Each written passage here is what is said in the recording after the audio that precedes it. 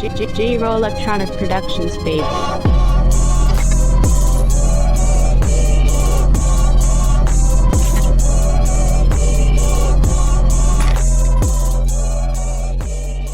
Welcome to DEMOCREPUBLIX, where we cover the real news that matters to we the people.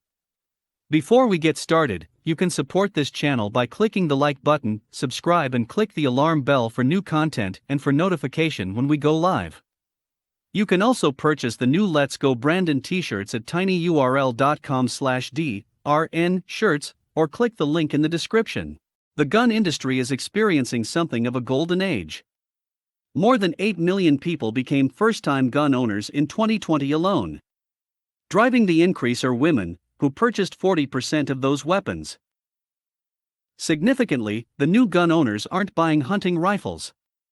They're buying semi-automatic handguns for personal protection. The spike in violent crime across America has convinced fence-sitters on the gun control issue that maybe it's time to stop listening to politicians who are enabling violent mobs to run wild in our city streets and think of their families and their own personal protection. Not surprisingly, Gallup has reported a trend against gun control. Support for gun control peaked in the early 1990s when 78% of Americans supported stricter gun control, according to Gallup. As recently as 2018, after the Parkland school shooting, 67% of Americans supported stricter gun control. Now, just 52% support stricter gun control measures, with only 19% supporting a ban on all handguns. Majority or not, Democrats who promote gun control do so at their own political risk. The number of homicides in the U.S. rose nearly 30% in 2020 from the prior year to 21,570, the largest single-year increase ever recorded by the Federal Bureau of Investigation.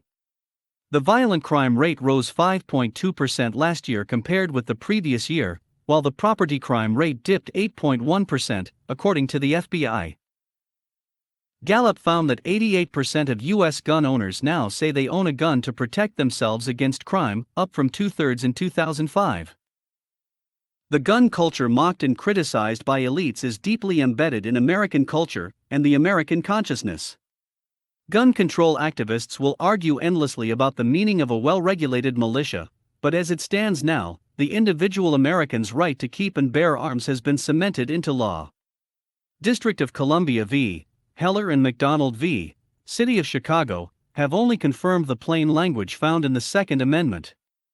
If the Supreme Court invalidated those crucial decisions, there would be a legal earthquake larger than if the court invalidated Roe v. Wade. Following a string of mass shootings this spring, President Biden called on Congress to pass sweeping new gun restrictions.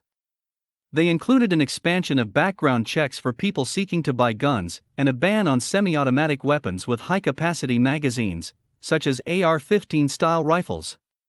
He also ordered new rules for untraceable weapons known as ghost guns and arm braces used to steady AR-style pistols.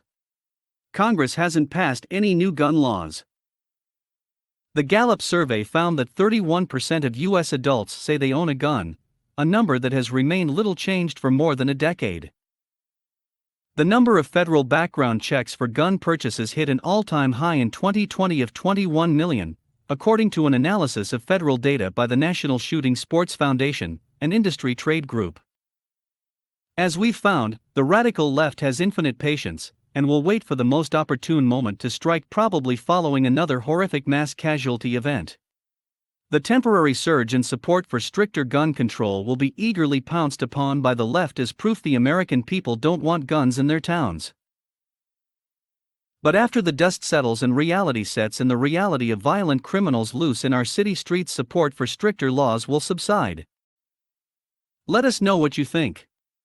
Leave your comments down below. Like, share and subscribe. And check out our Patreon for exclusive content and tons of more news that keeps you informed. Also check us out at democrepublix.com for the latest in news. Until next time.